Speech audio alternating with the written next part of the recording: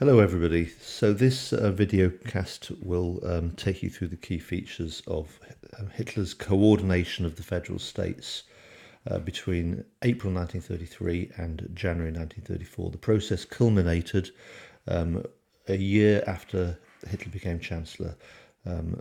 So Hitler became Chancellor, of course, on the 30th of January 1933. On the first anniversary, in 1934, Hitler passed the law for the reconstruction of the Reich. And on my first slide there, you can there's a picture, a scan of the front page of that important law there.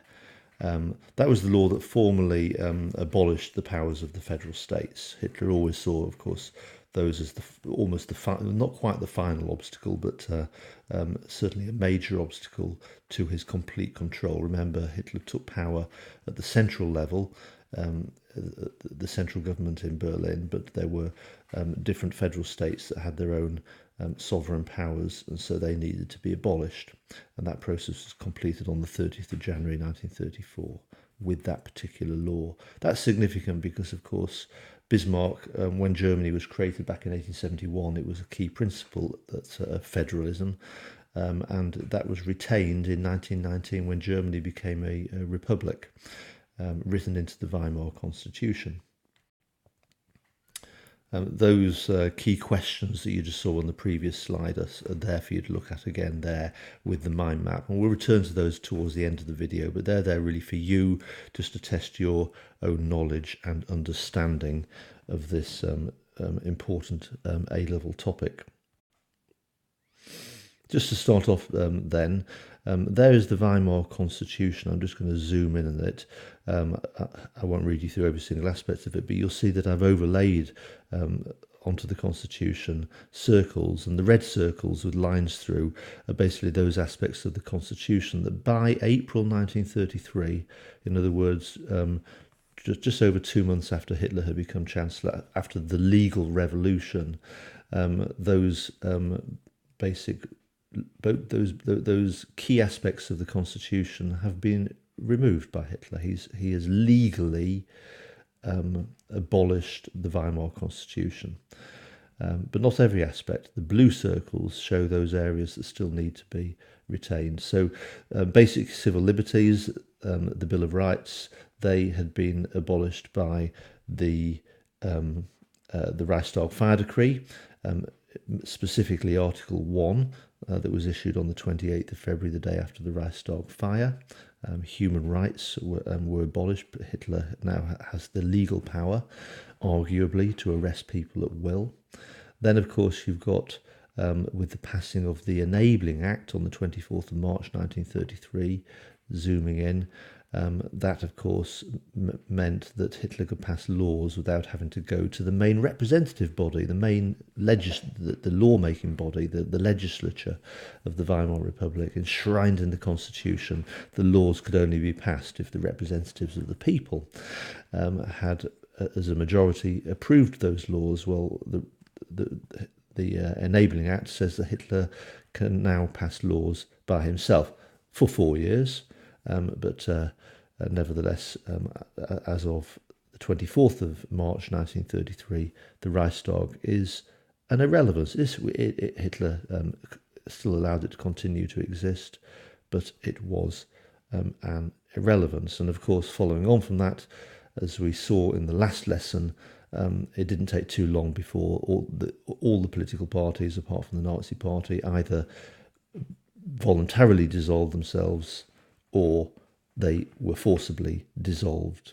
So Germany became a one-party state. Other aspects, looking at the red bits, well, again, the Enabling Act also gave Hitler power, the legal powers. He can now pass laws by himself.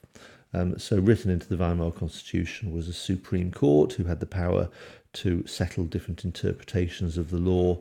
Now that Hitler has been given legal powers to define the law by himself, to make the law by himself, it was very easy for Hitler to coordinate the powers of the Supreme Courts. That also happened as part of the Gleichschaltung process of April through to July 1933. But as you can see, there are certain areas there, highlighted in blue, that Hitler has not yet taken control over. Okay, so the coordination of the political system is not yet complete. What we're saying is, by April 1933, as powerful as Hitler is, he has the power to make laws by himself. He can arrest people at will, etc. There are no human freedoms have been suspended, but he is not yet all powerful. The top one we'll do in the next lesson. That's an important one. Okay, he could be removed from office by President Hindenburg. Okay, follow that through. There is the cabinet. The cabinet was appointed by the president. Okay, it was the cabinet's job to take laws to the Reichstag, and now the Reichstag's powers have been removed, and Hitler can pass laws by himself, but he can still be removed by the president. Just taking that sort of first aspect, I'll just switch to red here. This bit has now gone, must have the support of the Reichstag, but appointed by the president is still a factor. But the bit we're going to focus on in this video is here, the regional states. Okay, enshrined in the Vimal Constitution, of course, there are regional states. Germany was a federal system. Each state, locally elected by the population of that state, has got local responsibilities, and in particular, education and policing. And policing is the sort of real issue. Now, of course, the Rostov Fire decree gave Hitler the power to transfer the power of policing from the states to the central government, and we'll go into that one in a minute, and how Hitler used that power as part of the coordination of the states. Also remember, at central level there was an upper house. Okay, the Reichsrat used to be called the Bundesrat in the Second Reich, you may remember. It was the less important house. The Reichsrat, the upper house, the delegates were representatives of the different states. It could only initiate or delay proposals. Okay, it says 17 states there. Some books say 17 states, some say 18 states. Never quite got my head around that in terms of the Weimar Republic, but this slideshow will use 18 states. Okay, so let's move on. Okay, so here you're looking at, there were 4 previous lessons that we did several months ago, way back when we were doing the first step study about the Second Reich under Bismarck, 1871 to 79. When we introduced the course, we did a series of lessons about the imperial government and the lender. Well, we did one lesson about the imperial government and the lender, and within that particular lesson, there's there's the first slide of that lesson. We talked about federalism, okay, in the Second Reich, and we talked about how about the way it was structured in the Second Reich. Okay, so those are the slides. Now, I'm not going to walk and talk you through those here because we did that lesson a few months ago, but I think you might want to just pause the video here at this point and just read through and remind yourself of the key points about that.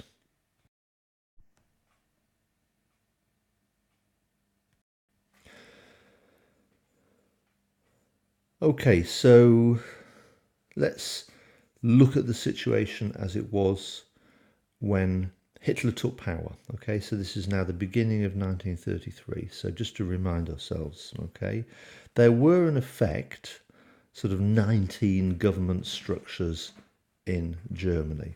Okay, there was the central government that met in Berlin, that was for the whole of Germany, with particular structures, which we'll come on to in a second. Okay, so there's one central government for the whole of Germany. Then there were 18 separate state governments for the different German states. And remember, the word for a German state is a Land, in plural, Länder, and it is better if you're using the German word when you write about this in the exam. And obviously, by far the largest state was Prussia. Okay, and Prussia, remember, actually was more than half of Germany in terms of geographical size and population, so it was that big. And the capital of Prussia was the same capital as the capital of Germany, Berlin. Okay, and then there were 17. There were 17. Sorry, I've noticed a mistake on the slide. It says 18 state governments for the 25 different states. I'll just correct that. But that obviously should say 18 different states. Okay, so there were 17 other states of different size. Bavaria was the second largest state after Prussia, but they each had their own government. And the point is that when Hitler became Chancellor on the 30th of January 1933, he was Chancellor of the central government. Okay, he did not have control yet of the separate state governments, and the state governments had powers, some powers, key powers over their own states that Hitler wanted to take control of. And in particular, the two important ones were, one, education, because if Hitler's going to maintain his authority and extend his power, he needs to be able to take over education. And secondly, most importantly, policing, because policing is about control. So here is a slide with a little bit more detail about this. So you may want to pause this slide and have a read through, and then I'll take you through some of the key points. So in each of the 19 government structures, so one central government and 18 state governments, it's important you're using the right language when you talk about this in the exam, okay? There was an executive, and an executive is basically the word we use for the smaller body of men, and it was men at those times. Okay, we do not have any women in the executive in Hitler's Germany. There was an executive. Now, the executive is just another word, really, to describe the group of men that decide policy. They don't pass laws. Okay, but they decide policy, and of course that group of men we can refer to as the cabinet. More often, and it's okay to refer to it in this way, but often books refer to it as the government. I like to sort of refer to the word, use the word cabinet or even the executive. What's really important is that you don't get the word government and parliament confused, because the second structure was the parliament. Now, the parliament is the legislature. And again, in Germany, the parliament was the Reichstag. Again, loosely speaking, when we say parliament, we tend to mean the lower house, because it actually consisted of two houses, an upper and lower. But the lower house was the Reichstag, and that is the elected representatives of the German people. Round about 400 elected representatives that we often call deputies. In England, we call them MPs, but in Germany, they were called deputies. And certainly when Hitler became Chancellor on the 30th of January 1933, he couldn't pass laws unless he got a majority of deputies voting yes, and that therefore meant more than 500, so more than 50% of the Reichstag. Okay, so that's at so that situation, and the executive and legislature was duplicated. It wasn't just at the central level. The central government, the legislature was voted for by all the Germans across the whole of Germany, and an executive cabinet was appointed from that.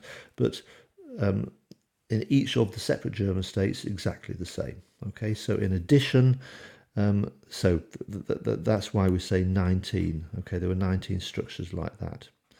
In addition, for the central government, there was a head of state, and the head of state was the president. So just going down a little bit, in the central government, which ruled the whole of Germany, the head of state was a popularly elected president. You remember from the Weimar Constitution, elected every 7 years. So we're talking about the central government here. So in the central government, the executive was led by the chancellor, who was appointed by the president. And of course, on the 30th of January, that was Hitler appointed by Hindenburg. As we said, Parliament consisted of two houses. The lower house was the Reichstag. The upper house was called, so again, I made a mistake there. It should be the Reichsrat. Okay, in the Weimar Constitution, it was called the Reichsrat. And on the 24th of March 1933, as we said, the Enabling Act rendered the Reichstag as powerless. Okay, so Hitler was now dictator of the central government. However, this did not yet give him full control of the whole of Germany, because there were still 17 separate state governments which are not yet controlled by the Nazis. Okay, although, to be more precise, we say 17 of them were not fully controlled by the Nazis. Remember, there are 18 separate state governments, and the exception for that was Prussia. Now, Prussia was the largest of the 18 states. Okay, the Prussian Parliament, remember, was called the Landtag, and on the 20th of July, which was 7 months before Hitler became Chancellor, when von Papen was Chancellor of Germany, von Papen had purged the Prussian Landtag of its SPD members. Purged means basically remove them from that organisation. And we'll come on to that one in a minute. But what that basically meant, that even before Hitler had become Chancellor, Prussia was no longer a proper democracy. So the Prussian executive, its cabinet, because the Parliament, the Legislature, had been purged of the largest party, the party that should rightly be ruling Prussia, and that had been done by von Papen, it basically meant that the Prussian cabinet, the cabinet of the Prussian government, was already dominated by right-wing politicians. And within that group, there was a Nazi, Hermann Goering, who was the Minister of the Interior of the Prussian state government. Now, a cabinet consists of ministers. Each minister has got a job. The Minister of the Interior is in charge of the police of that state. So remember, the policing was controlled by the state governments, not the central government. Okay, but Prussia was the largest of the states. So the fact that the Prussian Minister of the Interior, even before Hitler became Chancellor, was a Nazi, meant that a Nazi actually did already control 60% of the German police. Okay, so that's the significance of that. So moving sideways then, Hitler's real problem then was the other 17 states. Okay, so they were functioning democracies. All men and women of the state voted for representatives who met in the state parliament, and the state parliament was pluralist. There's a key word which you should try to use. Pluralist means multi-party, and within each of those 17 states, the executive, the policy making body of that state that determines education policy, etc., was appointed by the state legislature. So in other words, the largest political party controlled the state government, exactly as it happened in the Weimar Republic, and at the central level as well. So there was the real problem, the 17 states, from Hitler's point of view. Even though he was now, after the Enabling Act, dictator of the central government, there are still these separate state governments that he needs to take control of. So there's a useful map there that shows the states. Okay, Prussia, it's a funny looking state because Prussia's in green, and as you can see geographically, it was split. So you've got a little bit of Prussia in the west, which was largely the Ruhr and Rhineland area, so heavily industrialised, but you've also got the bulk of Prussia, where the capital Berlin is, in the east, which was much more rural. Okay, so there's Prussia, and then all the other states. So you can see the second largest state there, Bavaria, in the south, and the different other states. Okay, and they're all listed on the in the key there. Okay, so there's the key points. In order to secure a full dictatorship, Hitler needed to find a way to abolish that federal system because it preserved the traditional powers of the separate states. Also, it's definitely worth mentioning, remember, that there are, you go lower down in this sort of like structures, there are lots of more regional and local institutions like sort of village councils and so on. A state is a pretty big area, but think in terms of England, if a state was like a county, but you don't just have a county council, you have borough councils and sort of going down to the sort of much more local level. Well, many of those local institutions likewise were controlled by politicians of other political parties. Hitler needed to bring those under control as well. That's the point. Okay, so bit of information. You might want to pause and just read through this before continuing with the video. But this slide basically just gives you a bit more information about what I've already said. I talked about in the previous slide the events of Prussia back in July 1932. Okay, when this man, von Papen, was Chancellor of Germany. Okay, so as we have said, Prussia was the largest state. It had its own parliament, the Landtag, its own elections for just the Prussian people. This is before Hitler came to power. And in those elections, remember we looked at the previous map, much of Prussia's population were working class, largely because of that area to the west where the Ruhr was. Okay, so there are a lot of working class voters in Prussia. And as a result, the Prussian parliament was dominated by the SPD, the Social Democratic Party, that represented the workers.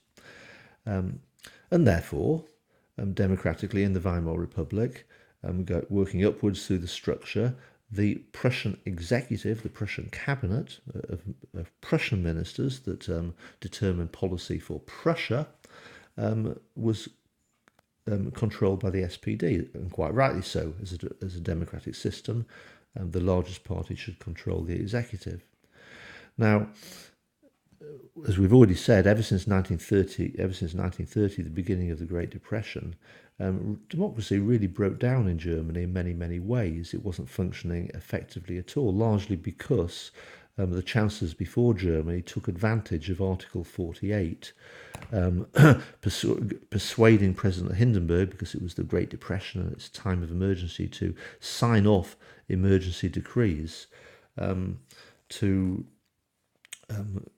and they were often used incorrectly for political purposes. And von Papen was a very, very political animal. He was the Chancellor of Germany. He was right-wing. He did not want the SPD controlling the government of Prussia, which was effectively 60% of Germany.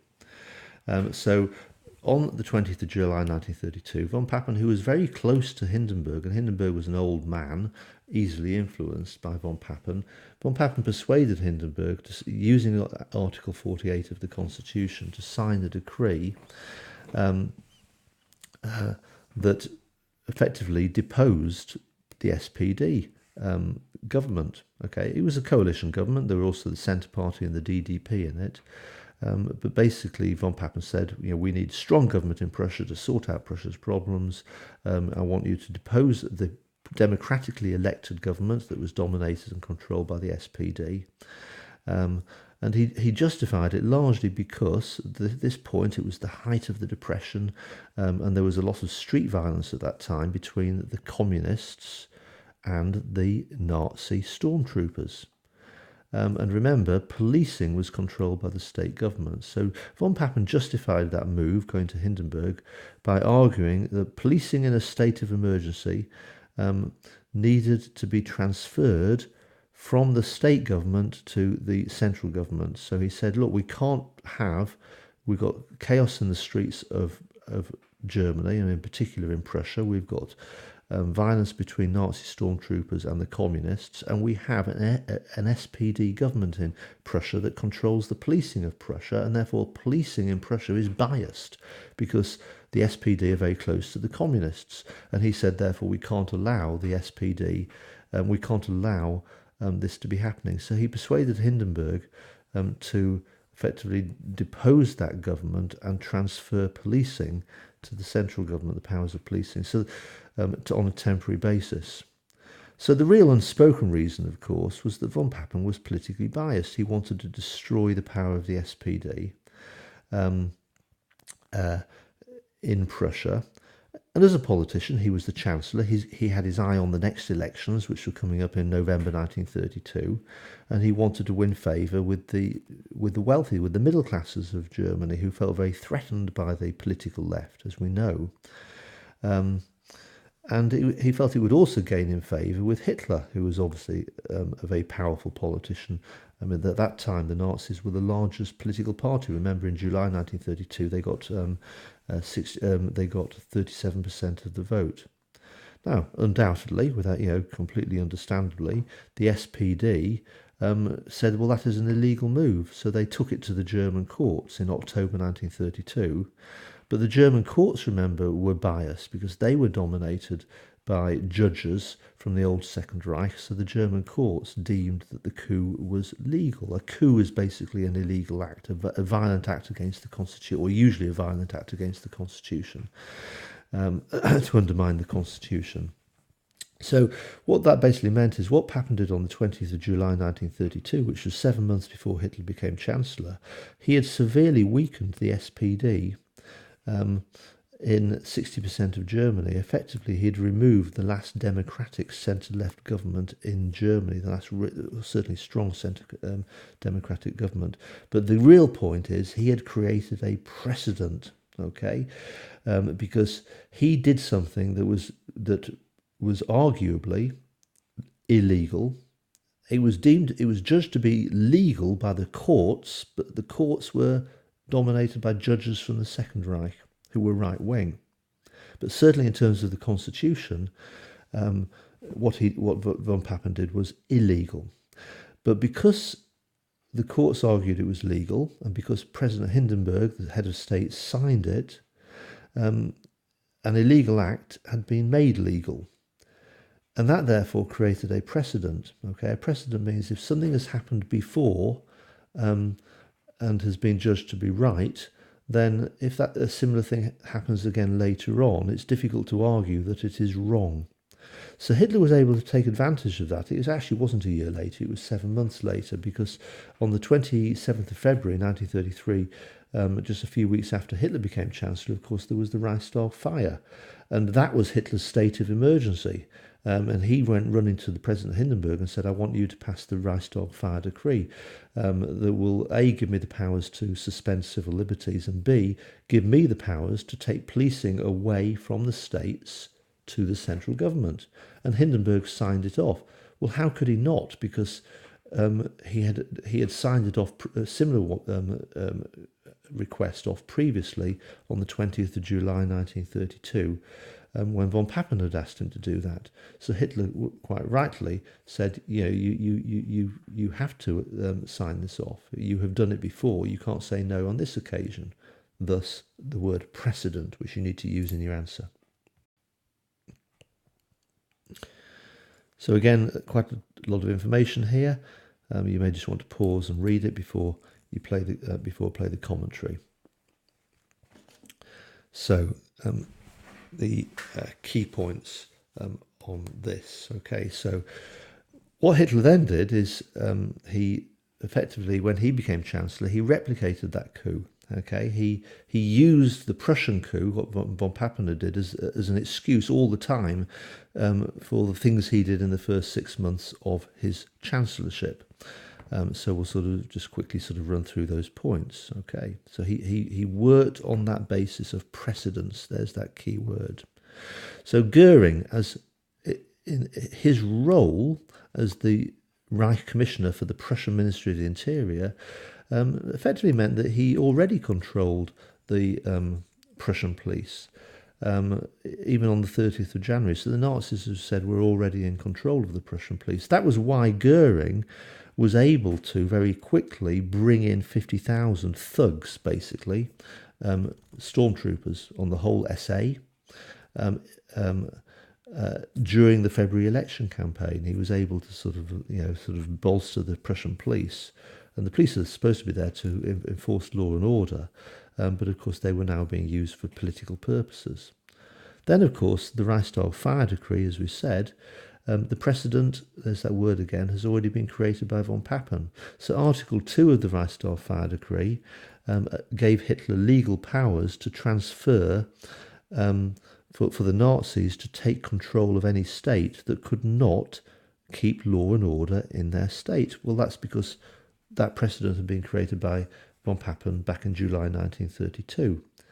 So that was a key power that Hitler now has with the Rostov Fire decree. If a state cannot keep law and order itself, if it cannot control the streets, because it's the police's job, and the police is part of the state government to keep law and order, if they can't do that, now legally, established initially by von Papen in July 32, but now by the Rostov Fire decree, February 1933, legally Hitler can say, right, the policing of that particular state is out of control, they can't keep law and order, therefore I am going to take over the policing myself from Berlin.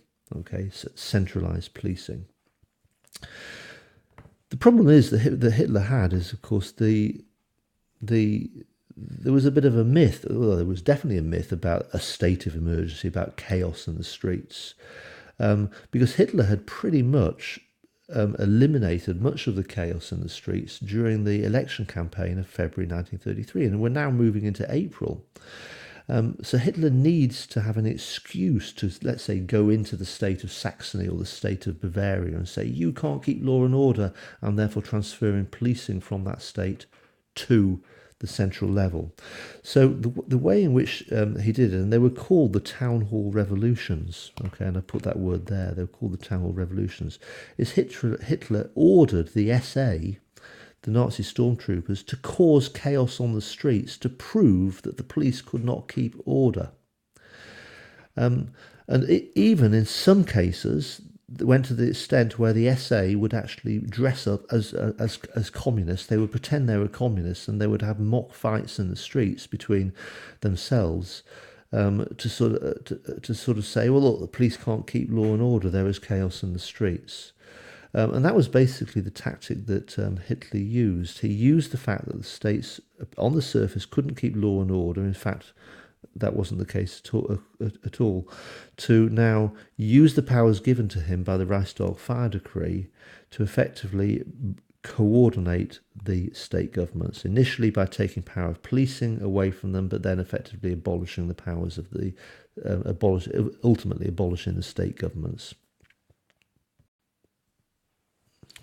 So, the main instrument for that, okay, for doing that, looking at this organisation chart, this is actually the 1920s, when Hitler was campaigning for power. So the Nazis didn't have power, but they had a pretty well-organised structure. You can see Hitler at the top there, okay, the Führer, a pyramid structure. Okay, well, you can see that at this level there were 32 what we call Gauleiters, and the Gauleiters basically were the propaganda chiefs of the Nazi party, and Hitler basically sent each Gauleiter to a different region of Germany, and it was their job to know that region and to campaign and to lead the mass rallies and to win the votes of the German people in that particular region. So a Gauleiter knew his region well. He didn't have any power, he's just a propaganda chief trying to win votes for the Nazi party. So let's say, for example, the Gauleiter for Bavaria, his job was to campaign for the Nazis in the state of Bavaria. So as we move on into 1933, and Hitler now is Chancellor of Germany, he wants to take over the powers of the states. He thought, well, fairly logically, I have got 32 Nazis, each of whom are experts on their state. So if I want to abolish the state government, the properly elected state government, and then put somebody else in control of that state who will take orders from me, the obvious person would be the Gauleiter, because ever since the 1920s they know that region really, really well. So the Reich, so that basically is the background to what we call the Reich Governors, okay? Because on the 31st of March 1933, Hitler, notice the date, a week after the Enabling Act, Hitler, he can now pass laws by himself, passed the law for the coordination of the states, the Länder. And again, you could argue that was completely legal. He now had the power to do that. And what that did is it authorized, Hitler now, through this law, authorized the Gauleiters, party propaganda chiefs, to become Reichsstatthalter, or governors. And it allowed them as Nazi governors, their title changed, so they're not just trying to win votes now, they've got an official role. And they can implement laws and administer the states without having to consult the state parliaments.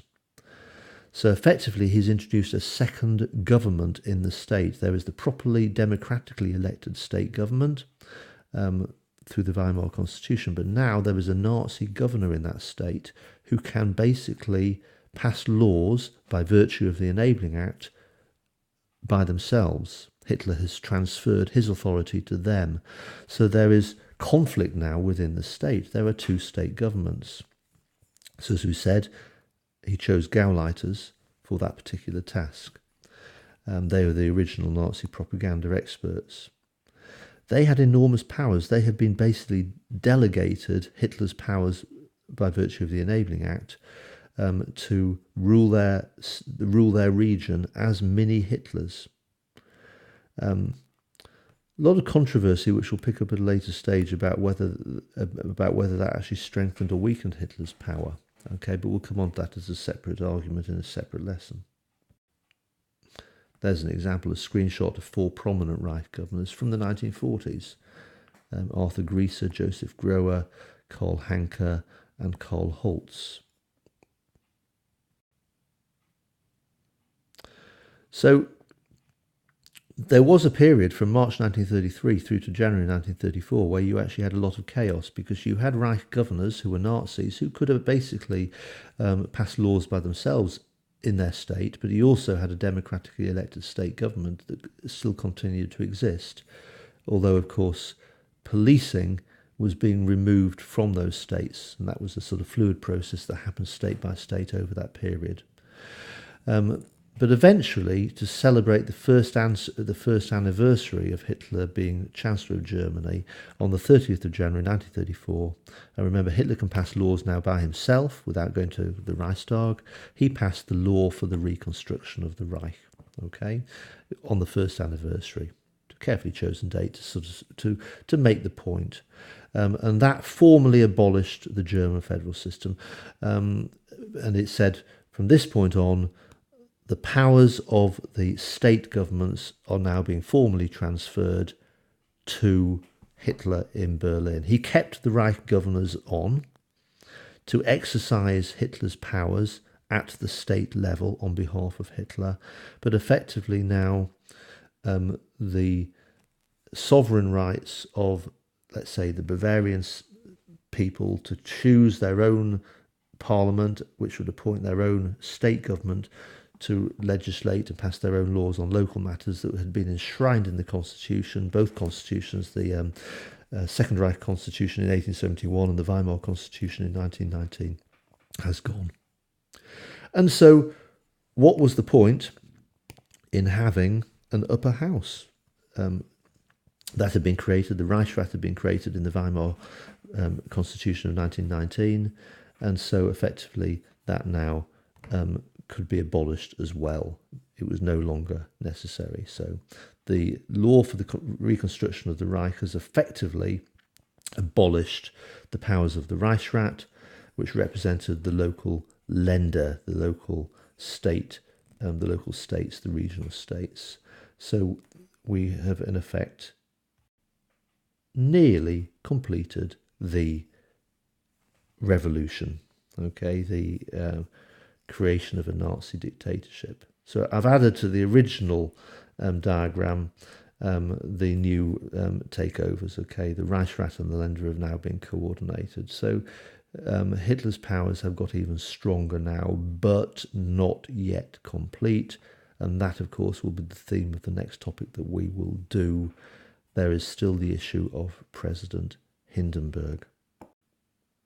So there are the original questions. I'm not going to walk and talk you through those. You just got to, hopefully we've addressed all of those. You can traffic light your knowledge and understanding of each of those areas.